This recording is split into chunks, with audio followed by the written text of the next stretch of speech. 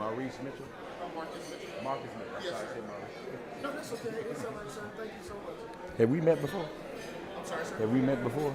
You look familiar, yes, Yeah. sir. I think so. Okay, all right. God bless you all and good evening. Good evening.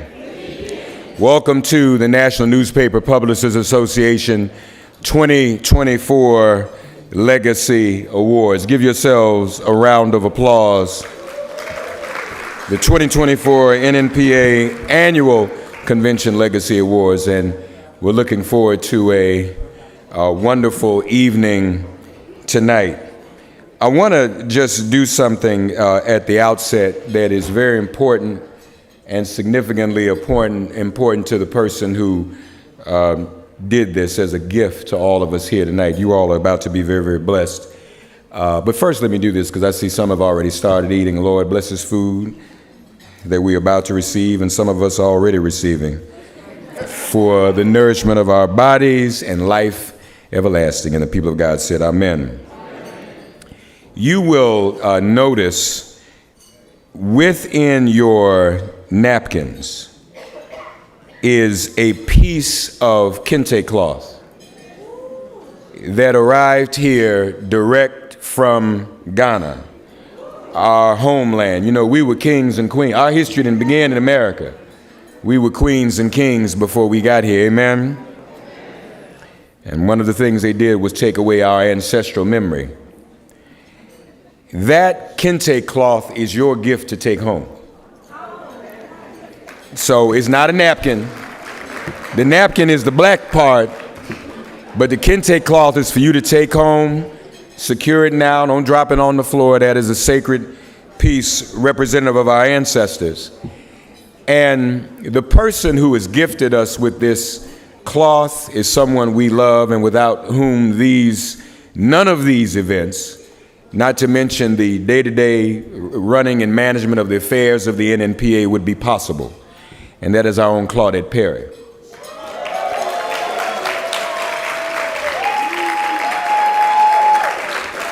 And that's right. Where's Claudette? Claudette, stand up. Give her while she stands. I don't know if we can put a spotlight on her. Now, as you all know, Claudette has already announced her retirement. We're doing all we can to rescind that. 4 more years, 4 more years, 4 more years, 4 more years. But let me tell you how meaningful what Claudette has done. She wanted to give that to us. The weave in kente all has a meaning. Each weave has a meaning. And in the tree language from Ghana, which the people speak, the indigenous language, the kente that you have in your hands is pronounced this way, and I don't expect everybody to pronounce and remember it, but just so you know for the record.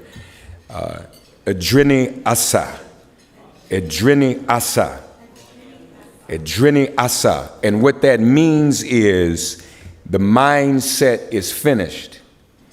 And we asked one of the brothers there who lives there to explain what that means.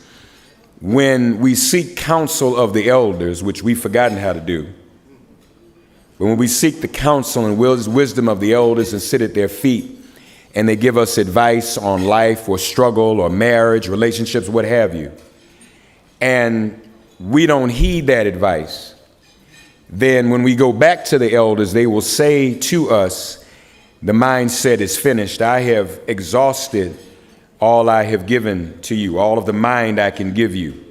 And if you had followed what I had directed, you would not be in this position.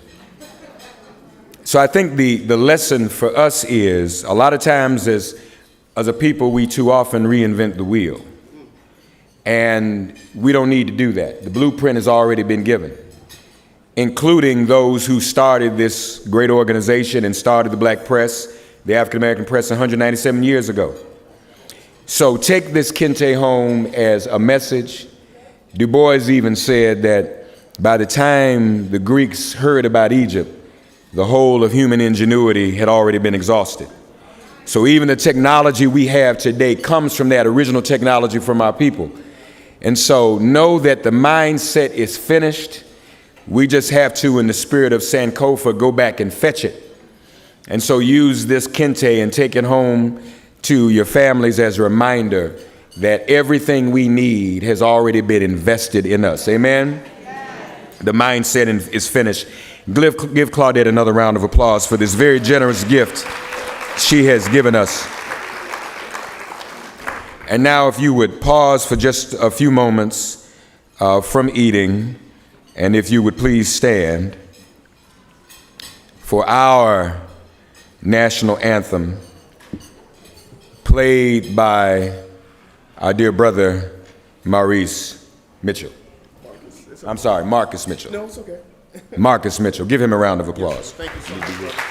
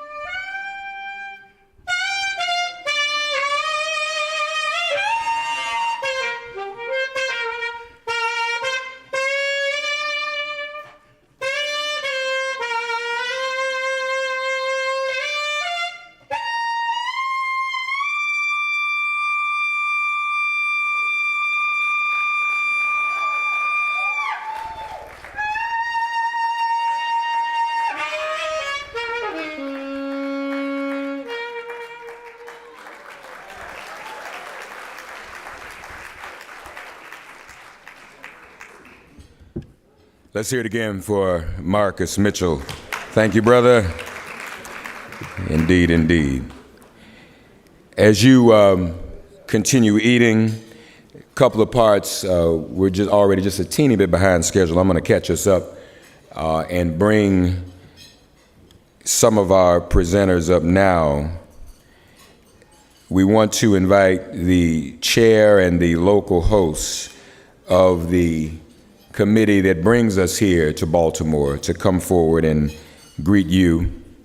And I presume that will be the Reverend Dr. Draper from the Afro.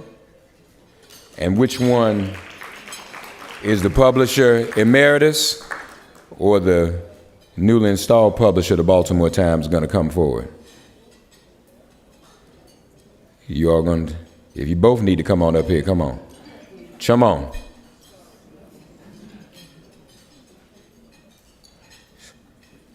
Sister Paris of the Baltimore Times is going to, oh, are they everybody? Okay, good. Huh? Oh. Let's give the Afro and the Baltimore Times a round of applause as they come.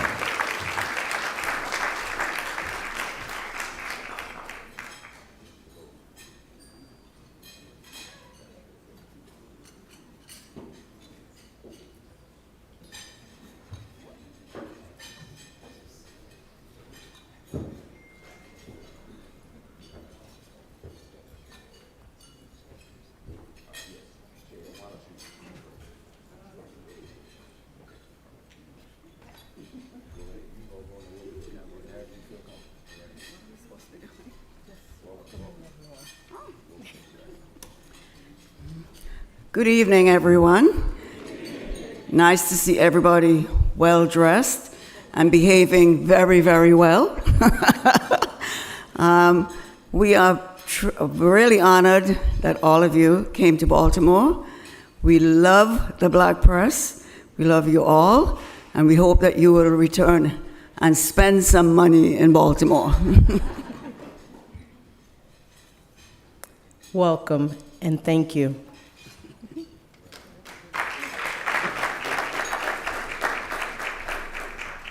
So good evening. I'm a preacher, so I'm glad they were short. We yield our time. But seriously, we are so happy that you've come to Baltimore. This is day 4 of our time here. Pray that you've had a great time in Baltimore, that you've been able to, as Joyce said, that thank you. Thank you for that. I'm glad that you are here. Pray you had a good time. Enjoy tonight, and God bless you. Amen.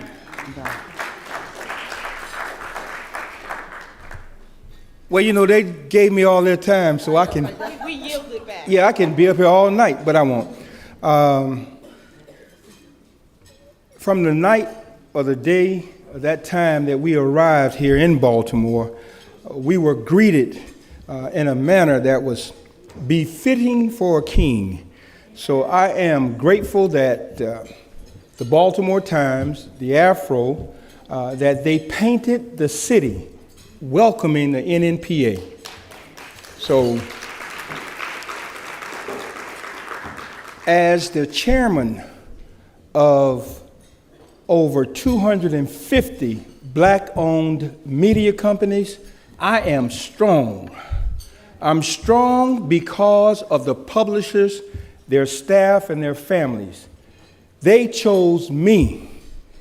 And when you are chosen by such an illustrious group of individuals, you can almost do what you want to do. So, from the time we arrived at the city of Baltimore, City Hall of Baltimore, the mayor, Kwesi Mfumi, the ambassador from South Africa, and all those other dignitaries, when you are allowed to be a part of that, it does something to you. It really signifies that maybe this little country boy from North Carolina perhaps have arrived to some point, even though he is subjected to a governor like a Ron DeSatan. I might have said his name wrong. But I couldn't do any of this without a historical compass to be directed by. So that compass being none other than Dr. Benjamin Franklin Chavis Jr., who did time in order that I could be free, I am truly grateful. I was told there was 3 things, if I'm not mistaken, Dr. K said, you know, when you get a chance to speak, you have 3 points. She mentioned something about the roaches. Now, I'm going to do this. I'm going to tell you what I interpret the roaches to be, and then I'm going to take my seat after the 3 things. I know y'all eating your food and you want to get on with it. Listen to me clearly. Roaches. And I'm going to break it down. R-O-A-C-H-E-S. Roaches. Rotten, odorous, asinine creatures of hate, expounding sugar honey iced tea. Did y'all understand that?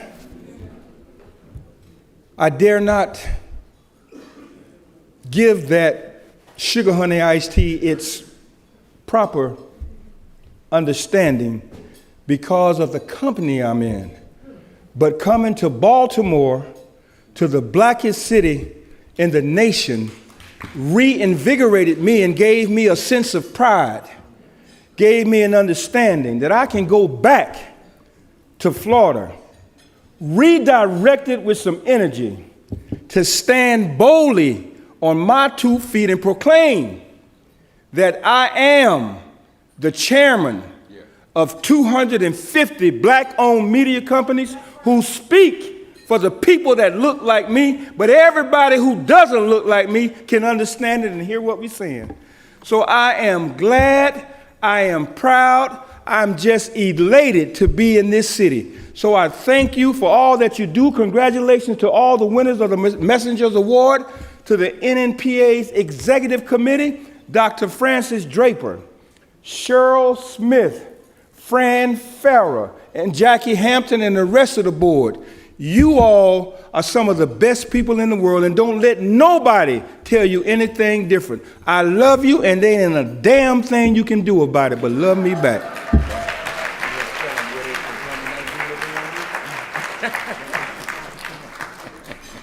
Let's hear it for our host committee and our illustrious chair, Dr. Barbara Henry. And we're so thankful to be here in Baltimore, where much of our history has been made. Now we're in Baltimore. Next year, everybody know where we're going next year? Where? I didn't hear that. If you want to get a glimpse, even, what page was this on? Of 63. Go to page 63 and look at the setup they have for in Savannah for us. And here to welcome us to Savannah in advance is the associate publisher of the Savannah Tribune, Sister Tanya Milton. Please come forward, if you will, at this time.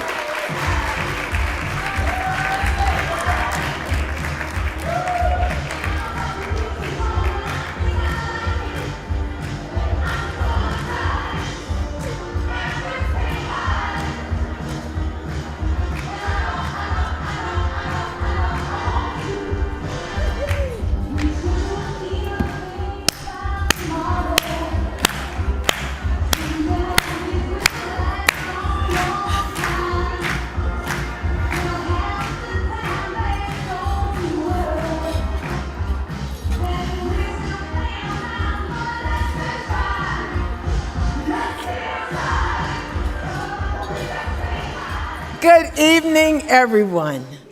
I just want to tell you all look beautiful. But I am so excited. I have breaking news. Breaking news. And it's wonderful news because it involves all of you.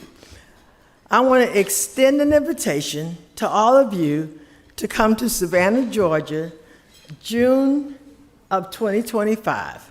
The Black press will be celebrating 198 years. Can we say 198 years? But more importantly, is the Savannah Tribune will be celebrating 150 years publishing. Yay, and I want you all to be there. We're gonna be celebrating with a biscuit brunch and a sneaker ball. So ladies, put on your high heel sneakers, because we're gonna have a great time. So I just want to let you know that's gonna be, NNPA will be celebrating the Wednesday, Thursday, Friday, but that Saturday, which is June 28th, on page 63 in your souvenir booklet is the save the date. And I just want you to mark it on your calendar.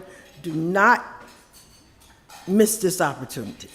It's gonna be so much fun. And I'm so excited that I have this opportunity to welcome y'all to my hometown, Savannah, Georgia. So save the date. I'll see you all June 28th. I'll see you all in June for the conference, and then we'll extend the conference one more day for our 150th celebration. Yay? All right. Yay.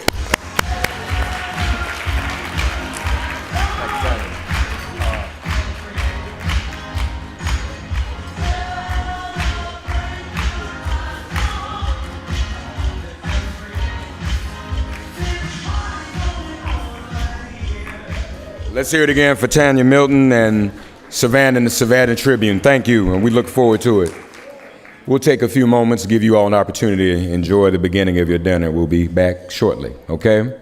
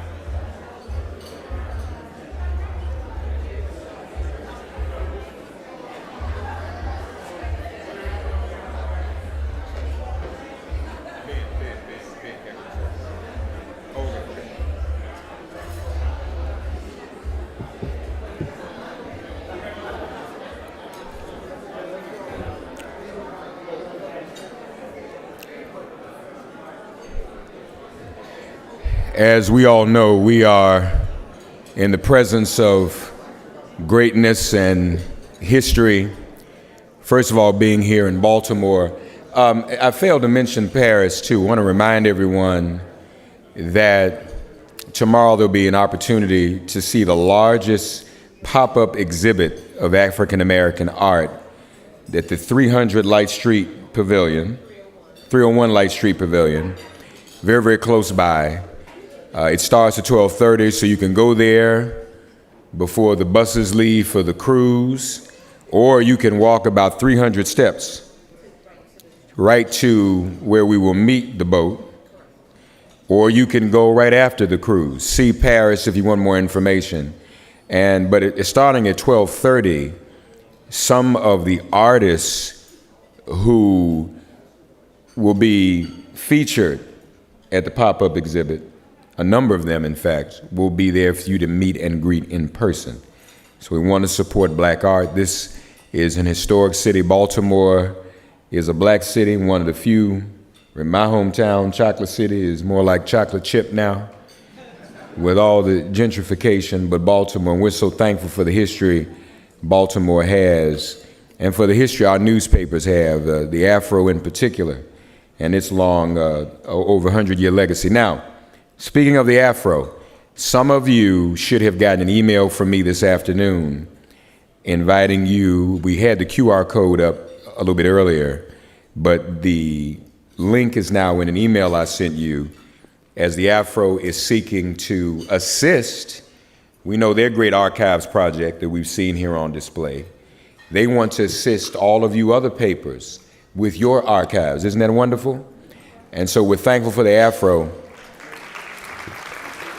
If you check your phones and you do not see an email from me, let me know tonight. Maybe we have the wrong email address. I sent over, Bob has sent 250 emails. That's how many papers we have. Now, also you got an email. Where's Sacramento? Yeah, there you go. Because you push this, brother. It's important because a lot of times we get away from each other, this stuff doesn't happen. Also sent the slides from the Google News Initiative presented today about next-gen news consumers. How many of you all were at that session? It was very enlightening, was it not?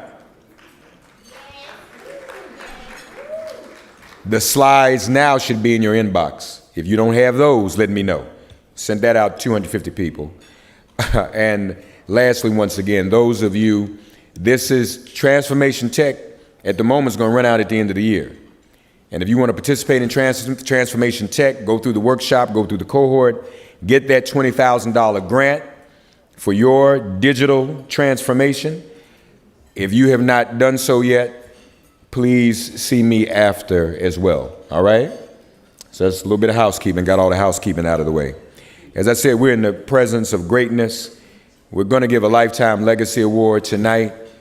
Someone who is still carrying out his lifetime legacy is our president and CEO. And we are streaming this live on multiple platforms. And for the record, I always like to give him a proper introduction because of his legacy and because of his history. Ben Chavis has been a freedom fighter all his life. From the time he was a teenager serving Dr. King as his SCLC youth director in North Carolina, to the time he was a political prisoner in Wilmington and having to be taken in a prison van to Duke to get his degree in shackles. He was still dedicated to his calling, and he did that. To the time he was a leader of the U.S. Commission on Racial Justice, to the time he coined the two phrases that have become popular in our lexicon today, environmental justice and environmental racism. Whenever you hear those are words first uttered by our president and CEO. To the time he made history when he was elected the president. At that time, it wasn't a president yet, it was an executive director, the executive director of the NAACP. And I just want people to know how important that was, because the NAACP had never elected someone who had his background, having been a political prisoner, having been locked up in prison, having participated in a great deal of the Pan-Africanist struggle going on around the world, from the Caribbean to Angola and South Africa. That was considered controversial unto itself at the time. To the time he was executive director of the Million Man March, which was really 2 million men on the National March. And now to the place where he is, no, I'm forgetting something, the Hip Hop Summit. This is the OG, y'all, himself. And he convened, that was another thing, he convened the young people and some of the young gang leaders and called and organized a truce 30 years ago last year between the Crips and the Bloods and the Gangster Disciples, so we could stop some of the violence in our streets. And now to this time, where he is not only the host of the Chavis Chronicles, available on all your PBS stations, not only the one who's about to release a book with Stacey Brown, we'll see Stacey in just a few moments, and of course to now being the president and CEO of the National Newspaper Publishers Association. Please welcome now our illustrious, accomplished freedom fighter, the Reverend Dr. Benjamin Franklin Chavis, Jr.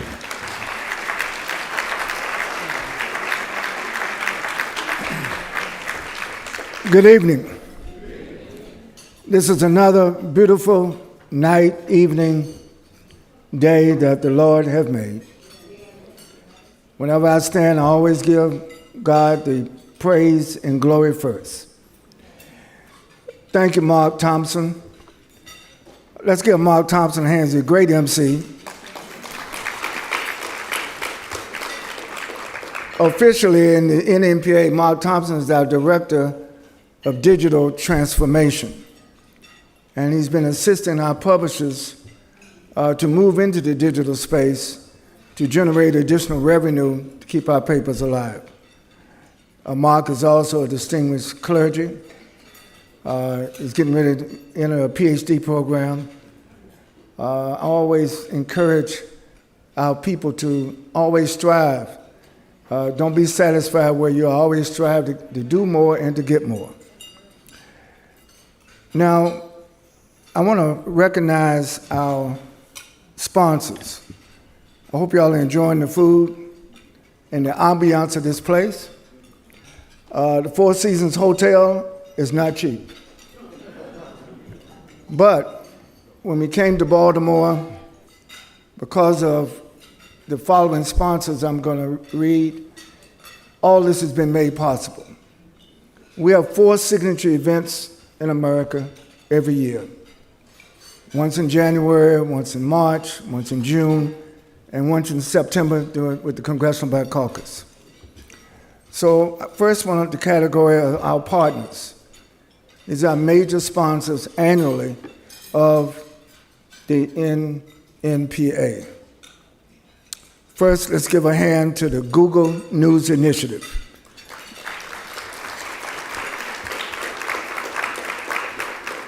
Not only are they one of our largest sponsors, they're also one of our largest corporate advertisers. And we all know in the newspaper business, in the content production business, advertising dollars are really what keeps our businesses alive. So thanks to the Google News Initiative. Secondly, one of our long-term sponsors has been Reynolds. Let's give Reynolds a hand. They're in the house. We've done research with one of the largest pharmaceutical companies on sickle cell and on heart disease that disproportionately affects African Americans. Let's give a hand to Pfizer. Pfizer is one of our major sponsors. And of course, there's one sponsor here who's been a sponsor of the NNPA consistently for over 50 years, and that's General Motors. Give General Motors a hand.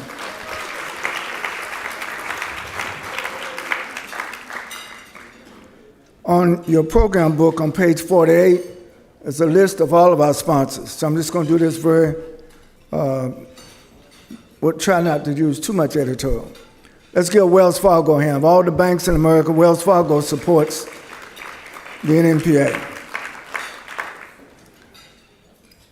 For the first time in recent memory, a campaign for the President of the United States as a sponsor of our national convention. Let's give it up for the Biden-Harris campaign. Biden-Harris 2024. All of us, no, not all of us, many of us are card-carrying members of the AARP.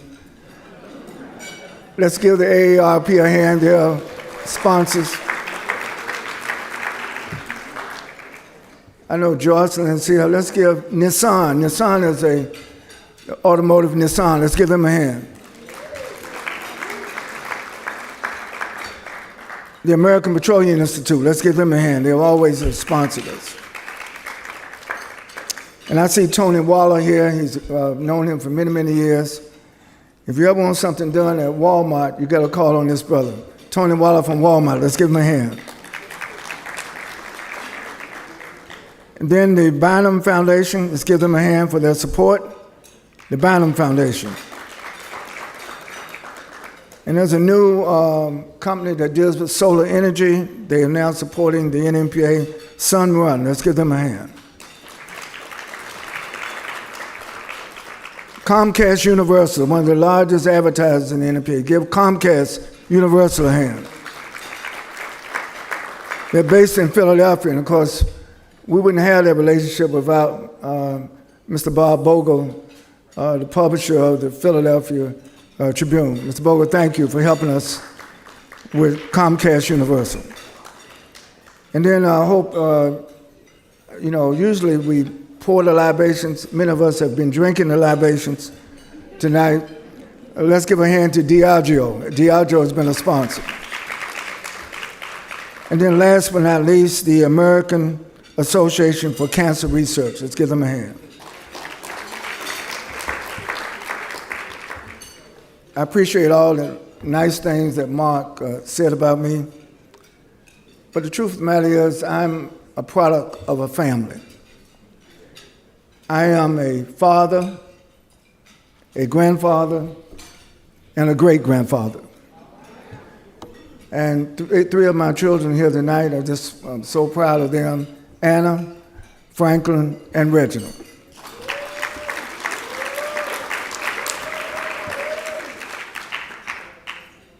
So I have the honor now of bringing to the stage a young lady who has an awesome responsibility in the office of the public liaison of the White House, for the White House.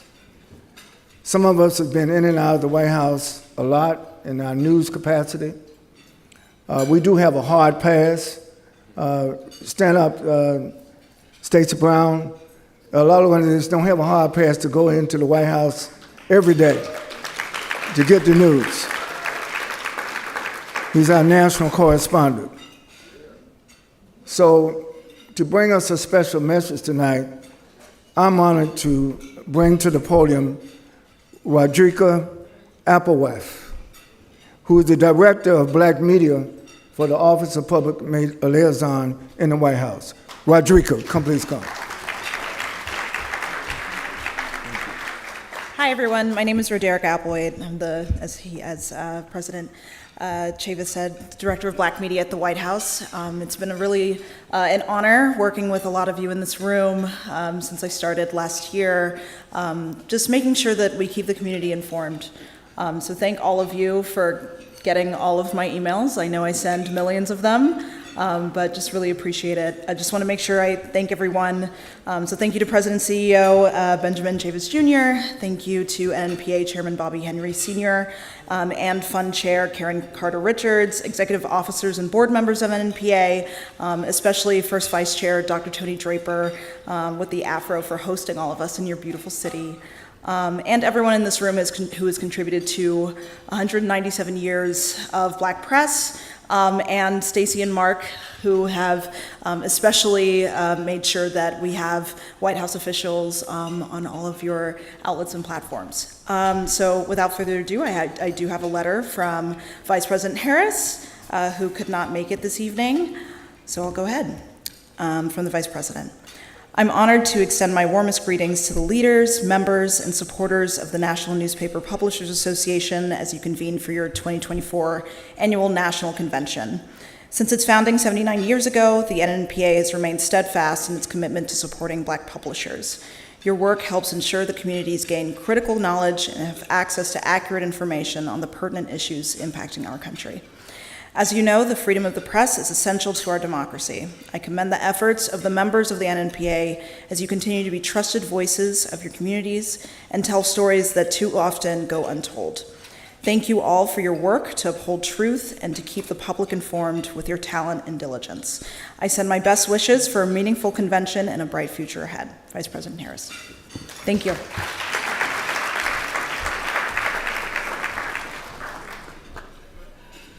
Thank you, Rodrigo. Please let the Vice President know we send her our best wishes, and we thank you for the letter that she has addressed to the National Newspaper Publishers Association. Before I bring on our next guest, I would like for you to know, because I've been asked, do we have publishers here from all over the United States? The answer is yes. Mr. Chairman, Bobby Henry, who is the distinguished publisher of the West Side Gazette in Fort Lauderdale, Florida. I would like for all of our publishers to stand just so the crowd can see. Y'all look so nice, you're dressed. All the publishers of the NNPA, please stand. From the West Coast, from the East Coast, from the North, from the South, from big cities, from small cities. You do the work. You reach 50 million brothers and sisters every week. We're so proud of you. Thank you very much. Now, we've heard from the White House. I want to recognize that we also have a sister here from the DNC. We have 3 Black women representing various parts of this administration. Give it up for Tracy King from the DNC. Tracy, thank you for coming. Democratic National Committee. We'll be in Chicago for the convention. Now, I'm honored to bring special greetings from the Biden-Harris campaign. I mentioned to the publishers earlier that we will be receiving a special message from the Biden-Harris campaign, and they sent one of their best to speak on their behalf. Please greet and welcome Jasmine Harris, representing all of us, but particularly in the Biden-Harris campaign. Jasmine, come, please.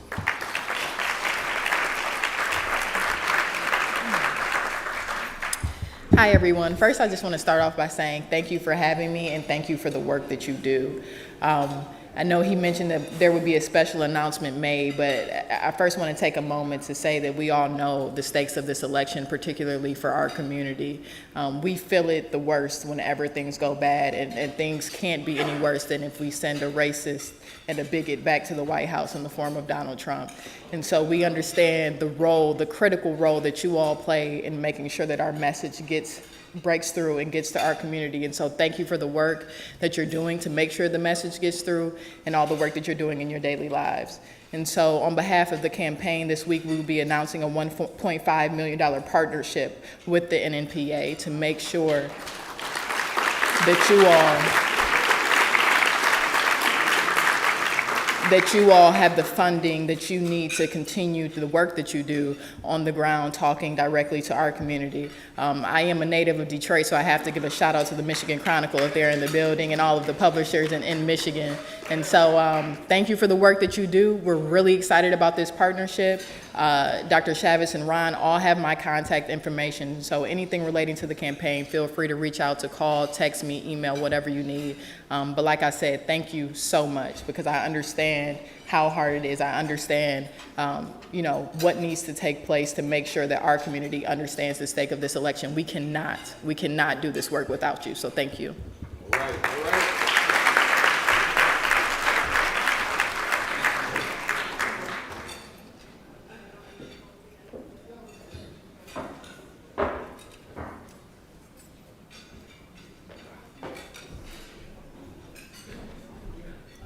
Let's hear it for the Vice President. We can do better than that. First woman, first black woman, first Caribbean, first Indian vice president. And let's hear it for the campaign as well. And their commitment and their partnership, we know what has to be done. We know how important this is. And we also know how important each and every publication here is, as we are besieged all around, as we talked about today, by a great deal of disinformation and misinformation, disproportionately targeted at our people. Amen? So this is very, very important work that must be done. Let's give the White House and the campaign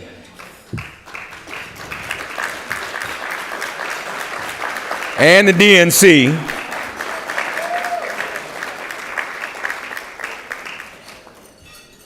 around, so we're thankful. Thank you all for being here. And now, speaking of Stacey Brown, Stacey, who's our senior correspondent, he is the most prolific. He's writing every day, all the time. Stacey Brown will now come, as well as his right hand, the producer of Let It Be Known. Y'all gotta watch Let It Be Known every morning now and be a part of that. They'll be broadcasting from the convention. I'll be doing my show from the convention. We look forward to that. Please welcome Stacey and Greer as they come in their own way.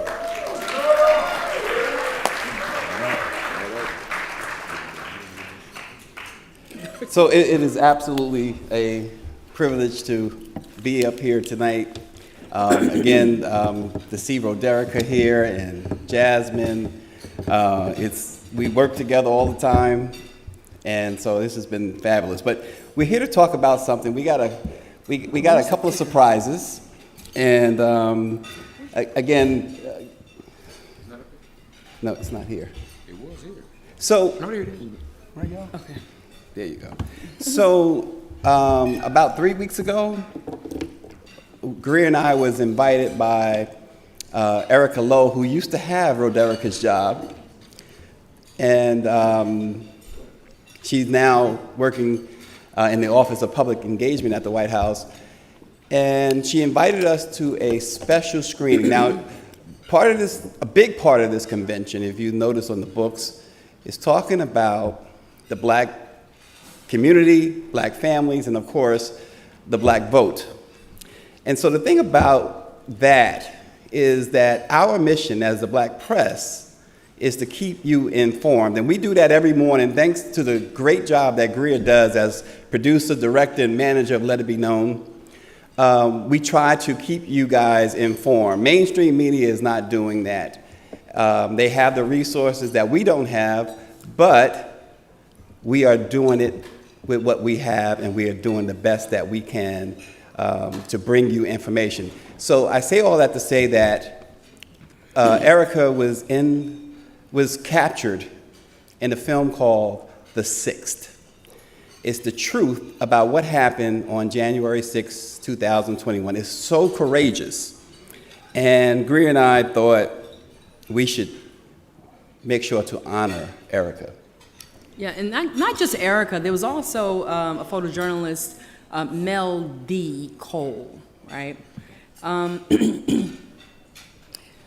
We decided to develop this award. We wanted to create something original from Let It Be Known. So I want to say up front, this is Let It Be Known.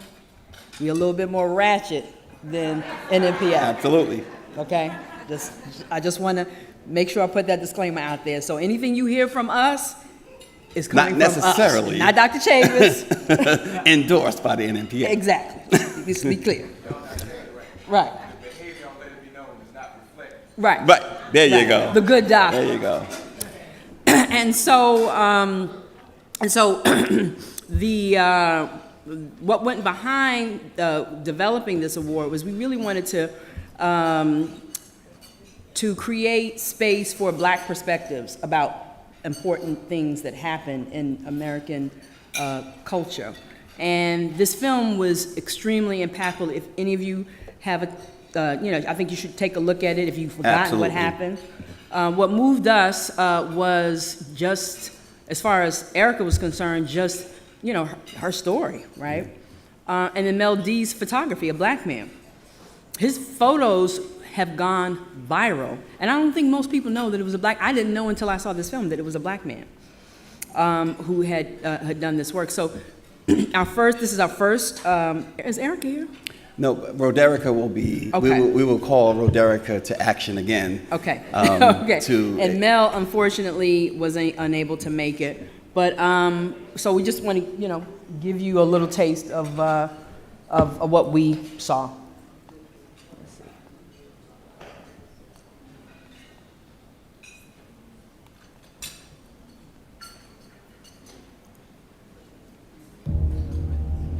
I heard the elevator open and I heard them come up the stairwell.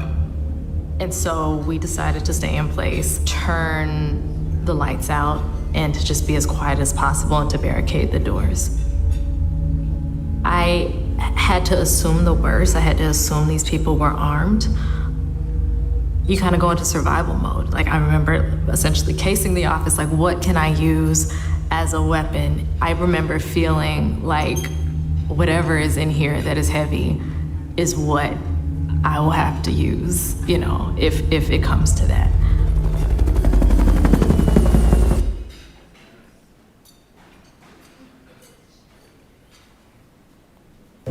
I'm like reliving it in my brain right now. Like, I have all of the frames just going in my head.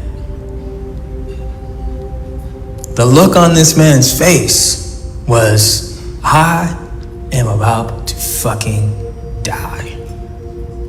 You don't see police officers look like that very often. Police officers are stoic, proud, in control. This officer was not in control of a motherfucking thing. If they wanted to kill him, they would have killed him. The man pleaded for his life, told people he has kids. I'm thinking like, holy shit, this man is about to die, and here I am, about to capture this shit.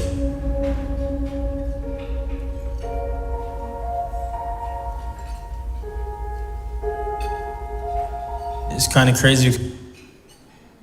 Now, let me just say, for those who got, weak stomachs, this is what the man said, okay? So I apologize for the language if you're offended by it, but And it should be noted, too, when we talk about Erica Lowe, Erica Lowe, at 25 years old, began taking care of her mother with Alzheimer's. It was just Erica.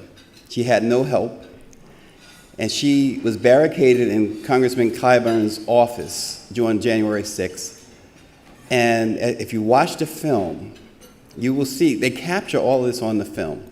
She did not know, none of them knew that they were going to get out alive. The film tremendously and brilliantly captures Erica's journey. It captures her seeing this crowd come from the former president, the 34 times convicted felon former president, the crowd that supported him coming to the Capitol, and she's watching out the window, and her thinking was, okay, they're not going to get that far. Okay, the Capitol Police got him, to, oh my God, I'm going to die. And it was a very emotional thing, but watch the film. I'm not going to say much more about the film, but at this moment, presenting our very first, Let It Be Known's very first award to a beacon of bravery and resilience. Say it, Greer. What? The name of the award. Oh, The Future Goes Viral. The Future Goes Viral. Right. Here to accept for Erica Lowe is none other than the wonderful Roderica Applewhite. She can't come and pick it up. She can't pick it up. We're going to give it to... Yeah, Erica... Oh, okay. We're not finished. And we have something else right after this, though. Don't go nowhere. You have the award. And Mel could not be with us tonight, but we will deliver that to Mel personally as Greer gets the award. There we go.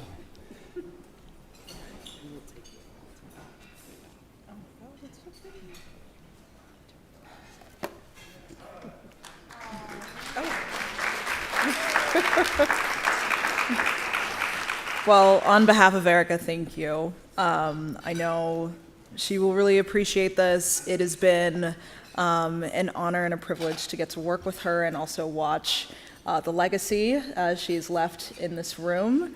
I hope I am doing it justice, but they are very big shoes, so please bear with me. But on behalf of her, thank you.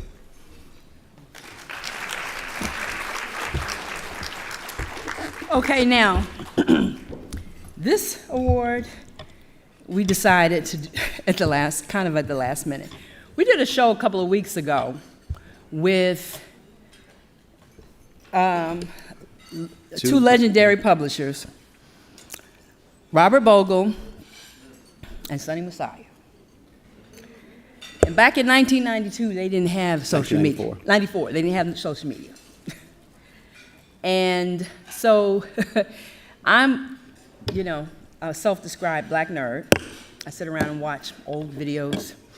And I came across this one some time ago. And sometimes when I want a good laugh, I watch it. And also when I want to be inspired, I watch it. So I'm going to play it. And so we did the show with him, and unfortunately, because Bogle's internet was not working well, we could not run the episode. So we're going to take this moment to have a good laugh. This is 1994, just so we're clear. To laugh and also be inspired. Because it shows the strength, Right. too, and the togetherness and the unity of the black press and what we've always been. And this really has, like she said, been very inspiring. Does he have it? Huh? Does he have it? Yeah, here we go. I don't know that he has it.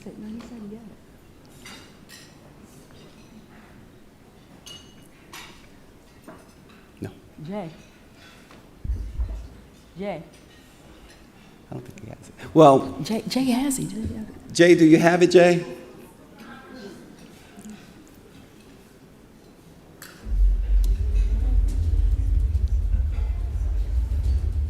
Madam, I'm not committing anyone to speak for us, to us. In January of this year, opportunities were presented to the candidates who want to be the next president of the United States. An invitation was extended for this event and occasion. He reneged. It appears that the decision not to address you, the voice for over 30 million Americans in this country, our organization is moved to question Governor Clinton's commitment. Reports that the governor refused to come because Lenore Fulani would be on the podium alongside him. I don't know that to be a fact since I didn't hear that from the governor. I do also believe that would be an affront to an African American that he would not appear, and to a black woman in particular. It's not only. Do you think this is more than a scheduling conflict? I happen to know it is absolutely more than a conflict. The bottom line is it shows disrespect and lack of consideration. A body of people who have traditionally voted very strongly Democratic. It is a commitment. It is a promise. It is the man's word. He has now broken his word. Candidates don't make public appearances often. We're not talking about a scheduling problem. We're talking about somebody not fulfilling their word. Can you explain why you think it's more than a scheduling conflict? Because we were on the schedule. If you're on the schedule, you're on the schedule. Do you feel that this is not only an affront to the black press, but the black community as well? If we are the voice of the black community of this country, who then is affronted? It would have to be this organization, its members, as well as the community to which we speak and speak for. Yes, Dr. Wyatt. It's a question of integrity. And I would not like to see the white press put us in a box of defending our position. We've been doing this since 1827. The white press and no other press can speak for the black press of America, and we are that. All 205 of us are strong, committed, and believing in what we do. It is a situation of which we will not tolerate standing up, sitting around, walking around, or going around. I can assure you, this is an issue of which we will bring to the country, to the African American community, and I don't give a damn about Bill Clinton if that's what he wants to say to my community.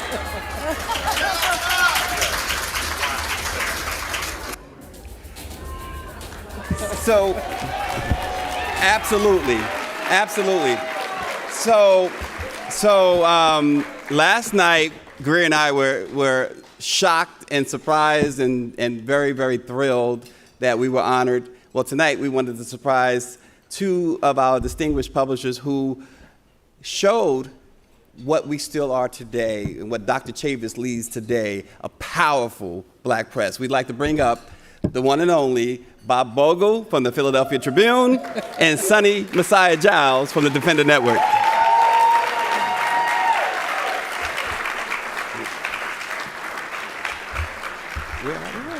Where are you? I saw them somewhere. Ah. Lord. Okay. Now, we know that there was a whole board behind them, but you know, this ward, I just wanted to tell you, we're calling this the, for keeping it gangster with Clinton and the campaign in '94. Yes. So Mr. Bogle was outside somewhere, but well, Where's Sonny? And Sonny's outside somewhere? Oh, Sonny's gone. Oh, she said she was going to be. Okay, well, Mark. Okay. Mark will accept for them, and Right. so we don't hold the program up any longer. But thank you so much. Thank you so much. And you know, we hope to give out more of these as the, in the coming years. All right.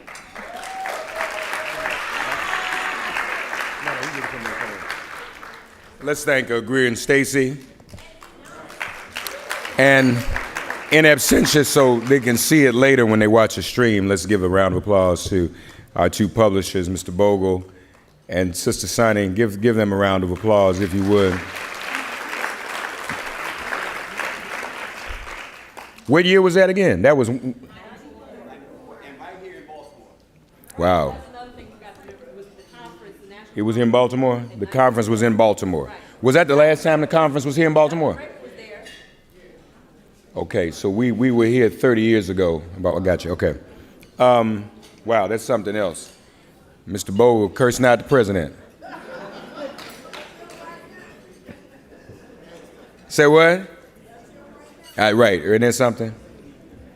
We've come full circle from 30 years ago, cursing out the president, to receiving and honoring the president tonight and having a partnership. You see how far we've come, y'all?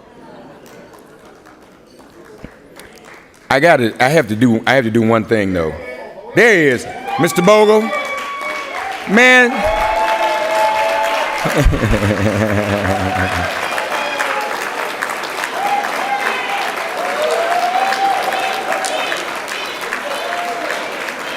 Come on up, Mr. Bogle.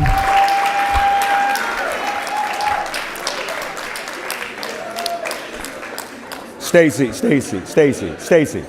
Those stairs are steep. Those stairs are steep. Mr. Bogle, we just played a video you cursing out Bill Clinton. You missed it. Do you remember that? Remember when you jumped on Bill Clinton? He remembers it. That's an award for you, sir. Please, we want to. Mr. Bogle, give him another round of applause. Still dressed the same, still clean. Three-piece suit and bow tie. Go ahead. Wow. Bow tie.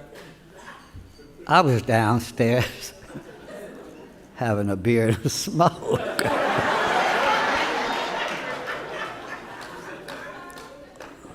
I'm not quite sure what to say or what this is even about. You're being honored for cursing out Bill Clinton. Accept the award. Well, for those who remember, when I was the president of NNPA from 91 and 95, Clinton was the president, and we had invited him, and he was not so gracious and even responded to our request. So I was at a meeting of the NNPA, and essentially what I said was, to hell with Bill Clinton. Right.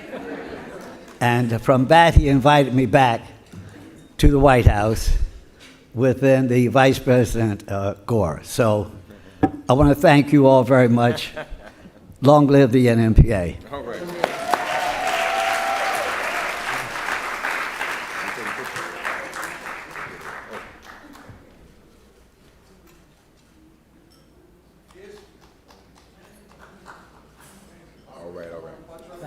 Come on. All right, let's hear it again for Mr. Bogle. Yeah.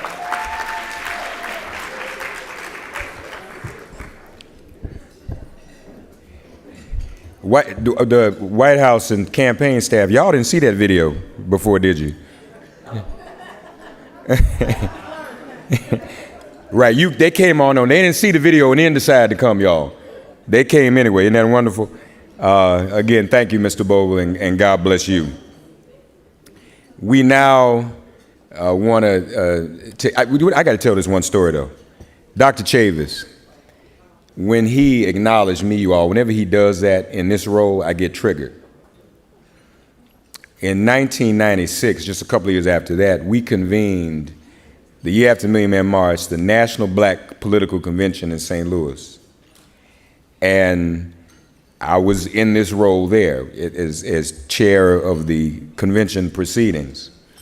And there was a very controversial person, not Clinton, but there was a very controversial person running for president as well. Y'all think back, you might remember it. I'm not going to mention his name right now. But he crashed our convention. And the convention split because those who were attending, the delegates, didn't want him to speak. Some said, let's be fair. Others said, no, he shouldn't speak.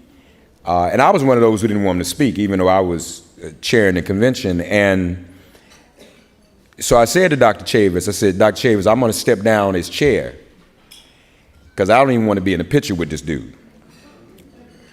And he said, no, Mark, you got to stay up here, stay up here. Now, this was 28 years ago.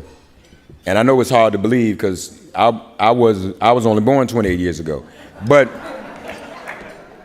so Dr. Chavis insisted that I stay, but I refused. So I relinquished the chair and went and sat in the crowd with the delegates. And they didn't want this guy, and we were all out there chanting, we don't want him.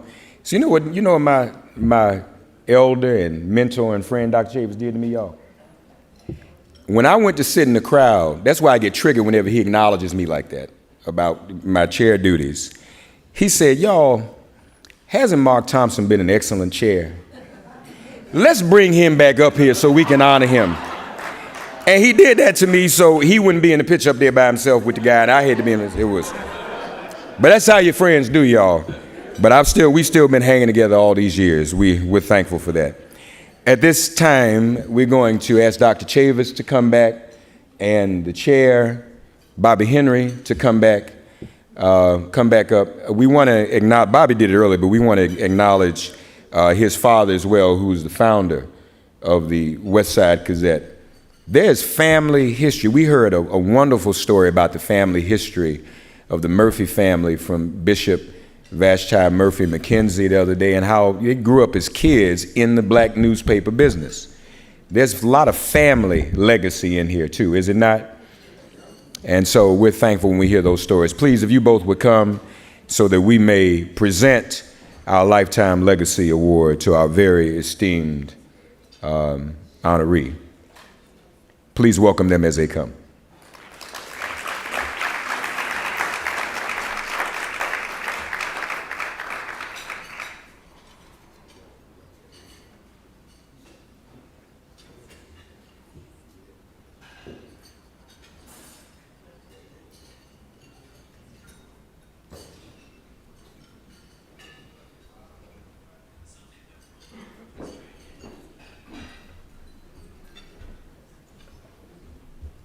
Mr. Chairman. Yes, sir.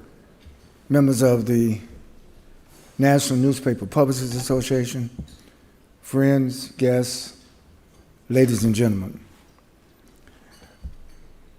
On an annual basis, we give out a legacy award to a brother or to a sister who not only has made outstanding contributions to the uplift and the empowerment of our communities, but has also made contributions on the world stage as well.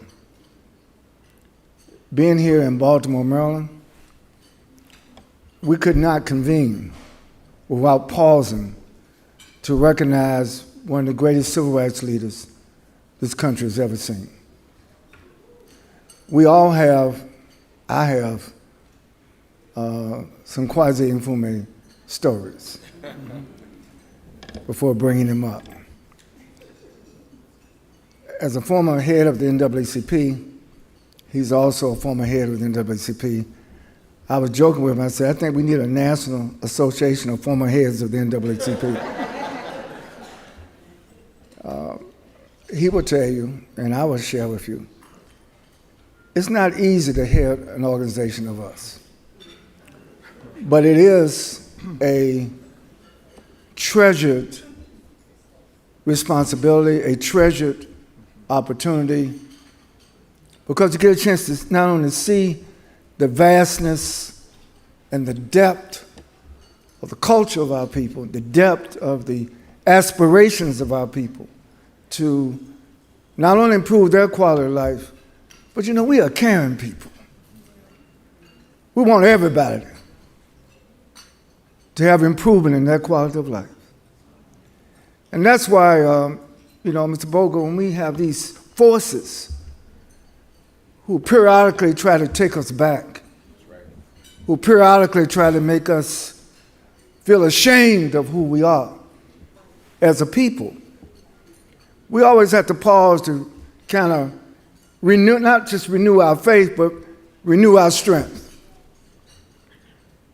And so, unanimously, our Zeta Committee decided that we're going to give the 2024 Legacy Award to the Honorable Kwasi Mfume, Congressman from the great city of Baltimore.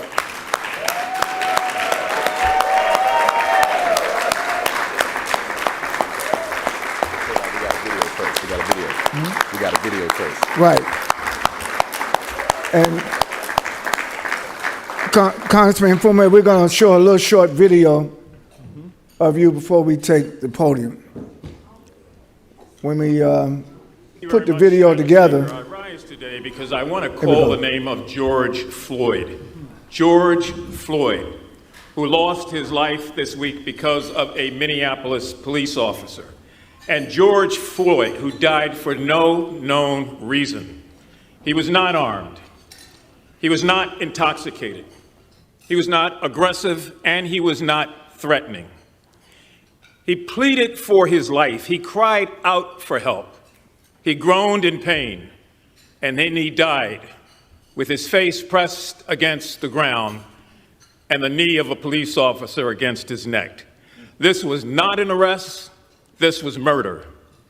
It's the murder of George Floyd, and it ought to be prosecuted to the fullest extent of the law. God, help us as a nation if we choose to be silent at this sad and tragic time.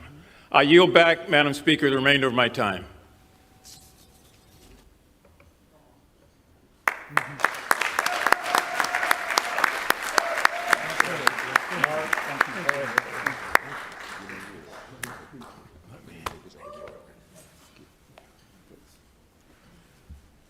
Ladies and gentlemen, good evening. Good evening. Thank you for what I consider to be a singularly unique award. There's nothing like this. And I say that because I know what you and your papers and your media outlets all over the country have done year after year after year. I want to thank NNPA, and in particular, I want to thank Dr. Henry for his leadership as chairman. My dear friend and former colleague, we're going to be locked together till we die, Ben Chavis, who I'm going to say something about in just a moment, and all of you who are officers and members of this esteemed association. I would be remiss if I did not call the name of Tony Draper, the Murphy family, and all that they have meant to me. The Afro-American newspaper birthed me. When I was a high school dropout, a teenage father, arrested 13 times by the age of 19. No skills, no future, no love, no community. My mother had died in my arms when I was 16 years of age. I was on my way to hell in a handbasket. And yet, it was the late Perrin Mitchell who reminded me why we are what we are, but what we are will allow us to become what we must. And so living on Division Street, 3 blocks from where Thurgood Marshall grew up, 8 blocks from the Afro-American newspaper, I became a paper boy, and I sold papers day after day after day to try to find a way to get back on track to take care of my younger sisters, all of whom were homeless following my mother's death. So when I say that this is a singularly unique award, for me it is. Because without the black press being able to read every day the issues and the stories, I wouldn't know half of what I know today. It was there when I learned about Jackie Robinson. It was the Afro when I learned about the great civil rights movement that began in 1954. It was there that, like so many of you, I saw story after story chronicled from a black perspective that I couldn't get elsewhere. And so when I say I want to thank Ben in particular, because you have reminded us over and over again that the years that he spent as a political prisoner, all those lonely nights in a jail cell, were not in vain. It became like so many other bridges for us to run across and get to where we are today. So if I say he was a stalwart in the storm, believe me, he was. He stood steady and steadfast through it all. And no matter how long the journey, cold the chill, fierce the enemy, or few the friends, he and others of that era captured our will to dare to be different and then to dare to make a real difference. It's the same difference that all of you are making.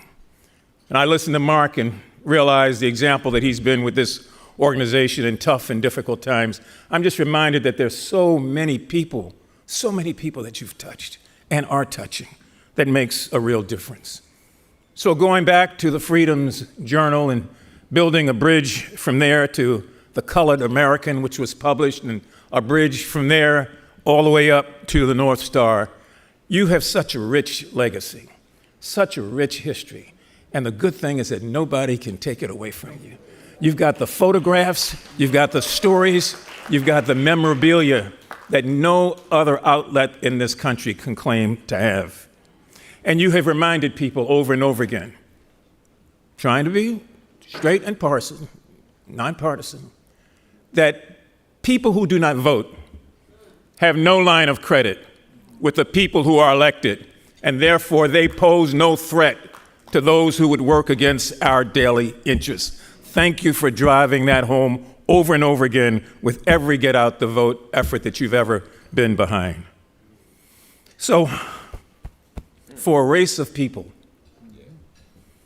who have suffered, endured, and survived 3 centuries of slavery, oppression, deprivation, degradation, denial, and disprivilege, I am honored to be with you because you represented a voice when others were not out there, reminding us of who we are. It's kind of like Margaret Walker when she took pen to hand and she said, for the gone years and the now years and the maybe years, when we were washing and ironing and cooking and cleaning, sewing and weeping and never knowing, never understanding. She said, for those cramped, dark, bewildered years, when we went to school to learn the people who and the places where and the days when we were black and poor and small and different, and nobody wondered then, nobody misunderstood. This effort that you have been behind for all these many years is a God-sent effort. Please continue to do what you do every day that you can.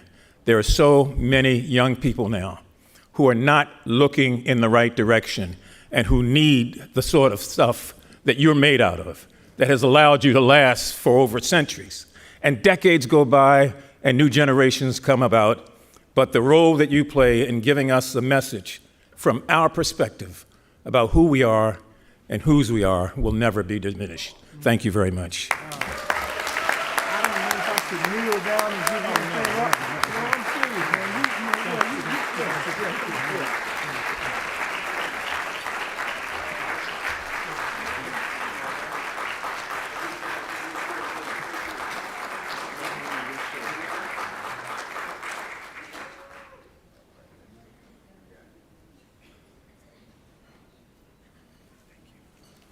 Thank you very much. Very, very much. So as the Honorable Congressman goes to his seat, I didn't tell you the Kwasi Mfume story. We all know how proud all of us were when in 1994, the Honorable Nelson Mandela was elected the first African president of the democratic South Africa after years of apartheid. After staying in prison 27 years, everybody thought Mandela was going to come out and just order violence. He came out of prison and decided that democracy was the future of South Africa. So in 1994, Kwasi Mfume and I, he was in Congress, I'm here at the NAACP, we got on an Air Force One plane. Congressman Ron Dellums was there, Dr. Dorothy Height, and on the way to South Africa and on the way back, we just had discussions among ourselves about the present and the future of black people, not only in Africa, but all over the world. The story is, when we got to Durban, I didn't know Kwasi could sing. You might remember. Congressman Dellums and Congressman Mfume created a duet. And then they sounded so good, others joined in, including myself. I can't sing. But I was so drawn into the magnetism of the harmony of their voices. It reminded me that, what if we all harmonize our voices? Not just one moment in history, but all moments. If there ever was a time that we needed to vote, it's now. If there ever was a time that we need to vote together in harmony, it's now. So actually, when the executive committee decided to give this brother this award, I wanted to say to you, my dear brother Congressman, your name epitomizes what it means to be a strong brother, a strong black man, at a time when mainstream media is trying to tear down and try to divide the strength of black women from the strength of black men. And so I'm asking all of us tonight, let's sing together. Let's harmonize together. Let's vote together. All right.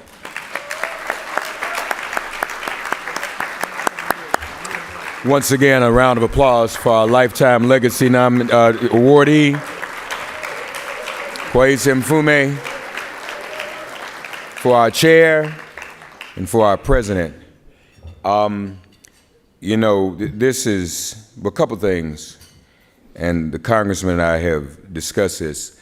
He mentioned Parent Mitchell and his influence on him of the great Mitchell family in Baltimore. Former Senator Michael Mitchell was here with us the other night, and he was going to join us tonight. He has a little bit of a cold, so he thought it best to stay home. But in honor of his father and parents' brother, Clarence Mitchell Jr., we have begun a conversation about having Clarence Mitchell Jr.'s bust or statue built in the U.S. Capitol. He, after all, was the 101st senator. And I've already spoken with a number of people about it, and they all say the same thing, because we want to be sure we had everybody on board. Speaker Emeritus Pelosi, who grew up here with the Mitchell family, Senator Van Hollen from Maryland, even President Biden. I cornered him one day, Roderick, without your permission. We were just in the same place. I should have checked with you, but I said, man, come and talk to you for a minute. And I said, we need to get Clarence Mitchell Jr. get his bust in the Capitol. And the president said this to me himself, and he said it to others. He pulls out his pocket the Constitution he carries. And he said he still has that Constitution because that's the one Clarence Mitchell Jr. gave him.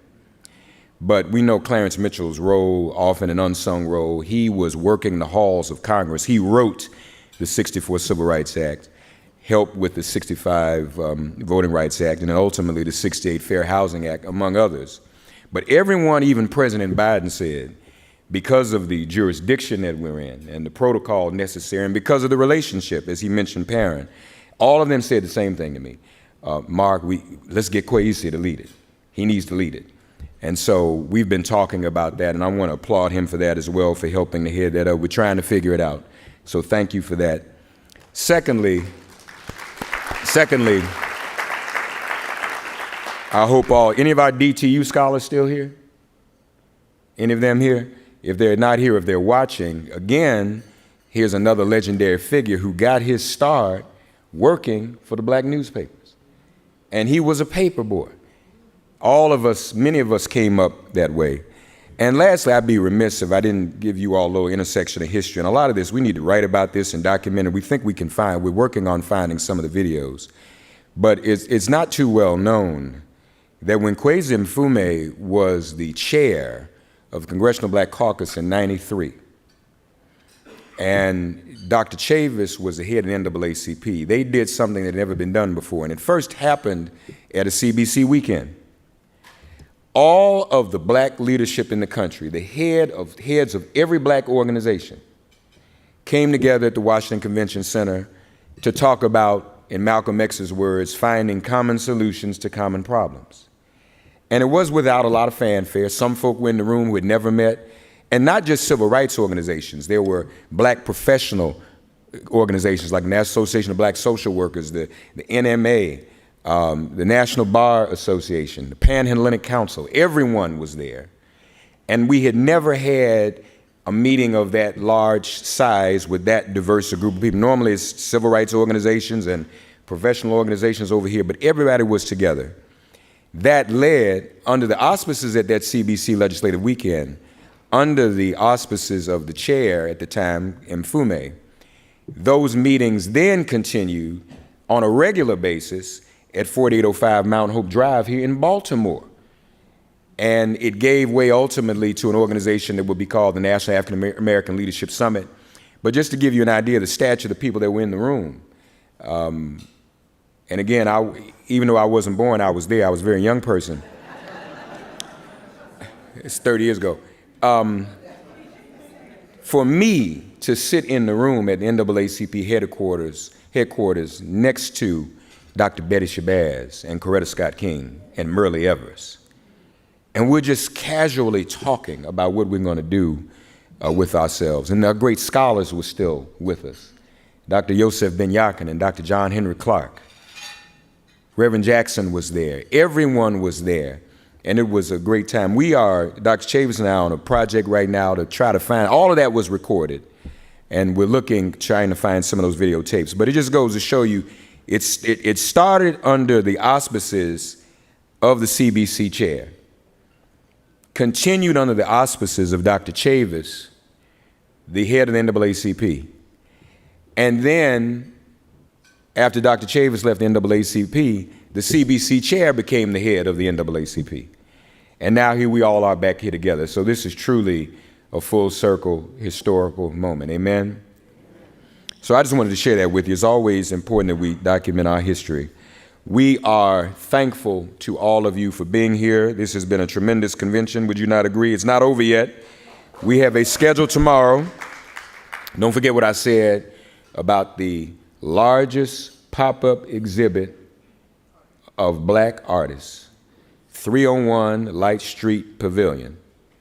I remember 12:30 to 2:30. All right, that's tomorrow. Meet the artists, but you can go after the cruise if that's more convenient. It's just steps from where we're on the cruise. We're also going to hear Dr. Bramble's son. He won't be there. I have to correct myself. But his lieutenant will be. Dr. Bramble's son is working on reclaiming that harbor, which was a repository for our black bodies when we came here on the ships, from shackles to ownership, from slave ships to ownership, so that we can rebuild that harbor and that we could have black ownership, black business. We still need that, as we all know. Lord have mercy. So that will be tomorrow. Again, Transformation Tech. See me. Check your email. If you did not receive 2 emails from me today, please see me after on Google News Initiative and on the Afro surveying each and every one of us about our respective papers' archives, so they can help out with that, with all the great work they've been doing on behalf of their own. They want to spread the love. Dr. Chavis said, let's all sing, let's all vote. Can we all dance? That cool? We can do that too? So here comes the part where we do that. God bless you all. Thank you for coming for dinner. It's now my pleasure to introduce 00 Entertainment in a tribute to Frankie Beverly, featuring the DMV's own Paul Bumby. Please welcome 00.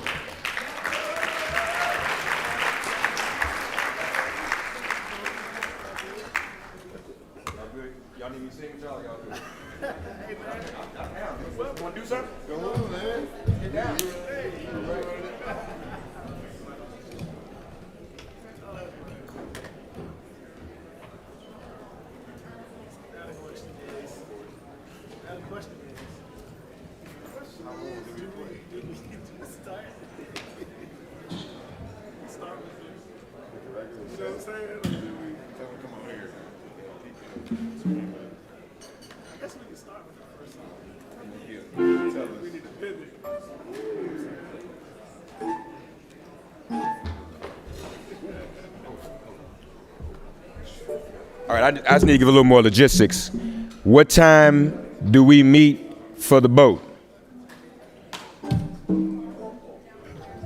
3 o'clock. 2 o'clock. All right, 2 o'clock downstairs for the boat. Consult to be driven. Not you can't get on the boat from downstairs, of course. The 2 o'clock downstairs we'll drive to the boat, right? Consult your program, please, for what time is breakfast in the morning? 8:30? 9, a little bit later. Get up at 8:30 all week, 9 o'clock, okay? But please consult your programs, thank you.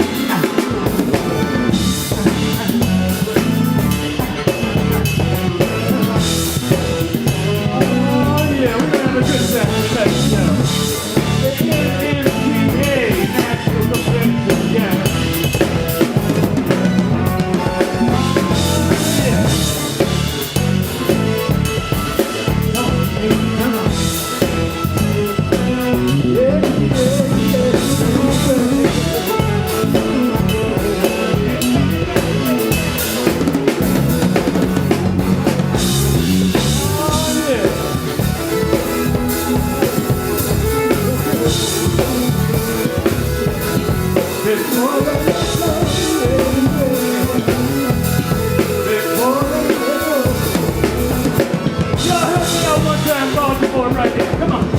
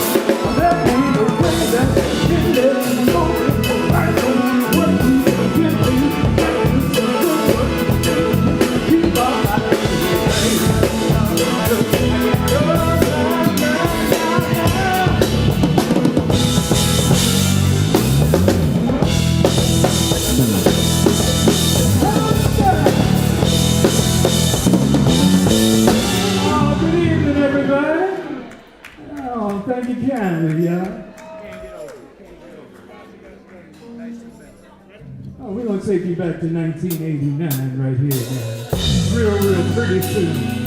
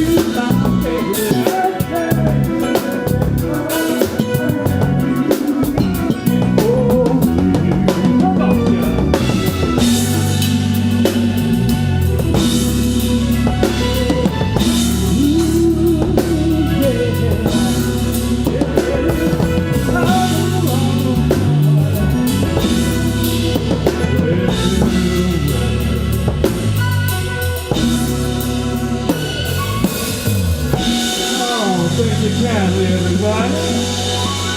Yeah. Oh, for all the Frankie fans that made it out one time, y'all. We'll do one of my favorites here.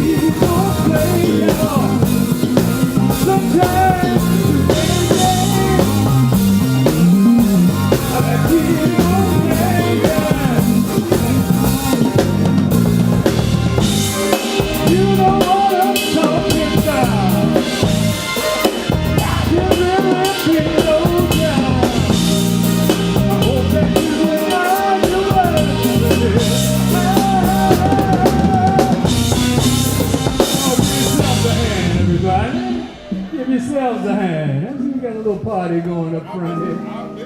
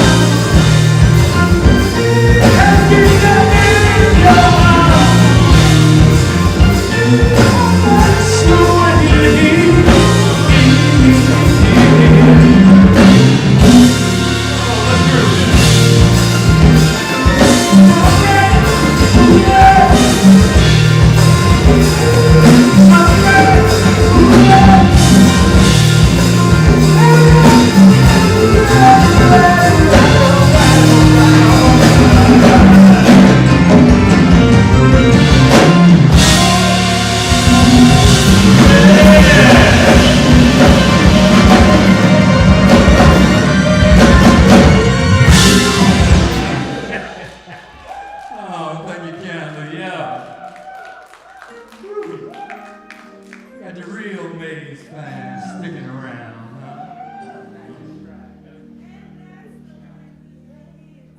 What's next to? We're going to take you back to 1985.